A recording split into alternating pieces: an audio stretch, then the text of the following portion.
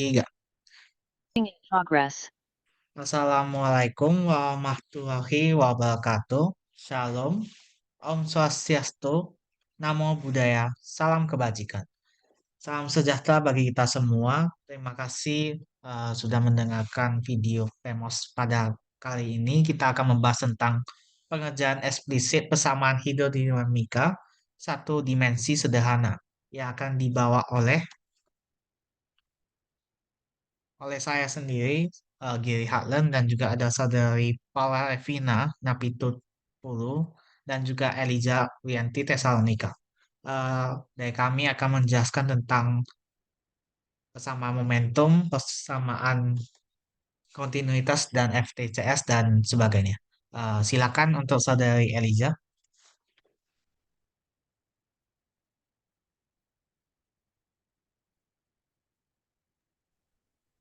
Oke, jadi di sini terdapat dua persamaan, masing-masing persamaan dari persamaan momentum dan persamaan kontinuitas.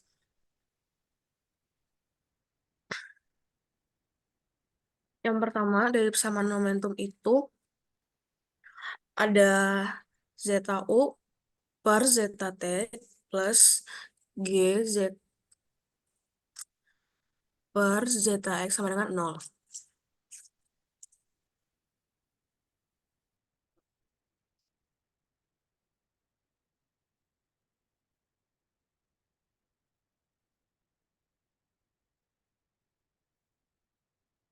Tiga.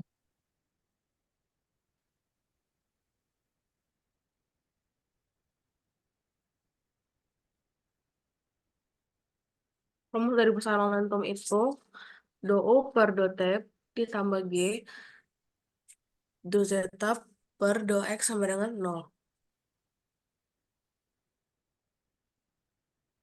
Hasilnya bisa lihat di bawah ini. Uj n plus setengah dikurang Uj n min setengah per delta T ditambah G zeta NJ plus 1 min zeta NJ sama dengan 0 per delta X. Lalu Uj N plus setengah min Uj N min setengah per delta T jika dipindah ruas ke kanan menjadi min G zeta N Z, J plus 1 min N per J. NJ per delta X. Persamaan kontinuitas yaitu do zeta per do t ditambah h do u per do x sama dengan 0.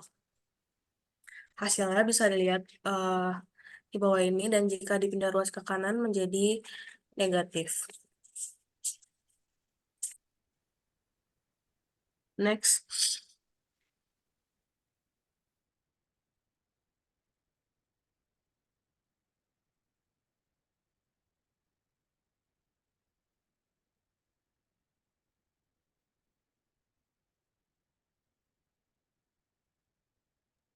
Selanjutnya ada diskretisasi persamaan hidrodinamika dengan FTCS. Penjelasan pada skema ini adalah yang berwarna kuning itu adalah kuning atau warna adalah zeta dan hitam adalah U. Ini merupakan sebuah skema grid. Ya, jadi penjelasannya yang berwarna orange ini zeta dan hitam itu U. Dengan contoh uh,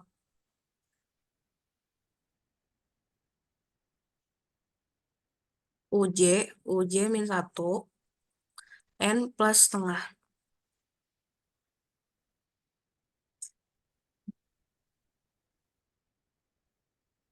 Udah,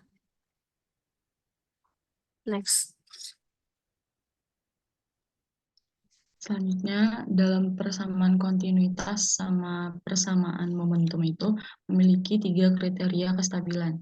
Nah, yang pertama itu kita menulis persamaan 1 dan persamaan 2-nya dulu dalam bentuk matriks. Kemudian kita menentukan matriks amplifikasinya. Setelah itu yang terakhir kita menentukan nilai determinan matriks amplifikasi atau nilai eigennya.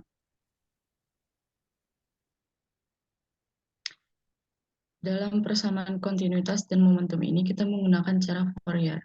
Nah, tadi itu yang persamaan satu adalah persamaan momentum, persamaan kedua adalah persamaan kontinuitas.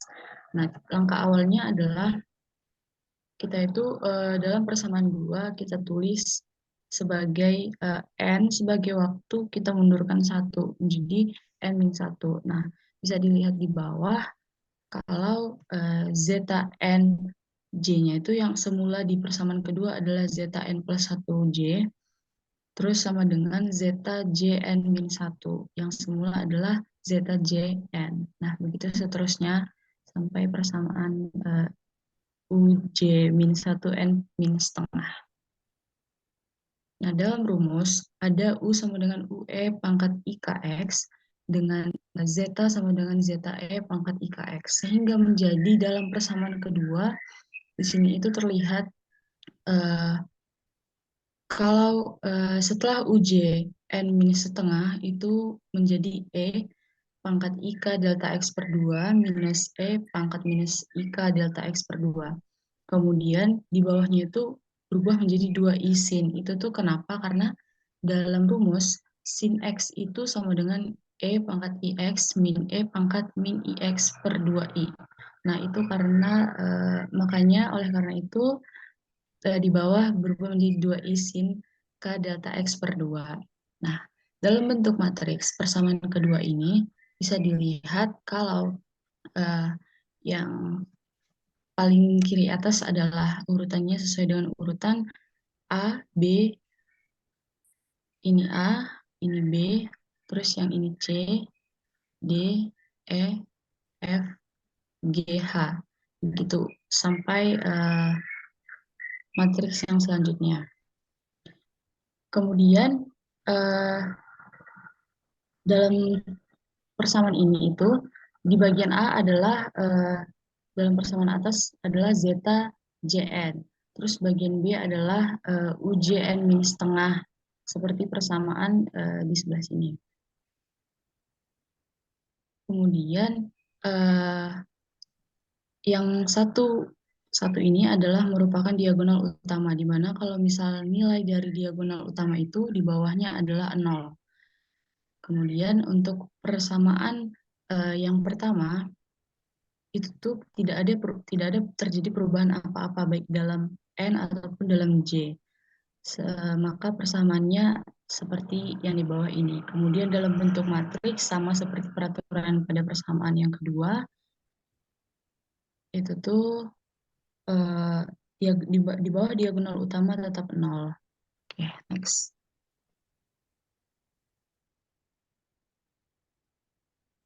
Kemudian langkah selanjutnya persamaan pertama dan persamaan kedua digabung. Nah, di sini dapat terlihat untuk membentuk matriks amplifikasi, kita mengalihkan ruas yang ini. Min 2 IGS dengan min 2 IH menjadi min 4 HNG. Nah, kenapa umumnya kalau minus dikali minus itu pastinya positif, tapi di sini nilainya tetap negatif karena kalau bilangan imajiner itu sama dengan apabila akar min 1 hasilnya sama dengan tetap min 1. Maka di situ tuh hasilnya adalah min 4 HN. Kemudian min 2 IG itu dikali sama 1, kemudian yang min 2 IH ini dikalikan juga sama dengan dikalikan 1, maka hasil akhirnya seperti ini. Kemudian matriks amplifikasi, mengapa hanya bagian itu saja? Karena matriks amplifikasi itu hanya yang dalam kolom ini saja. Sekian.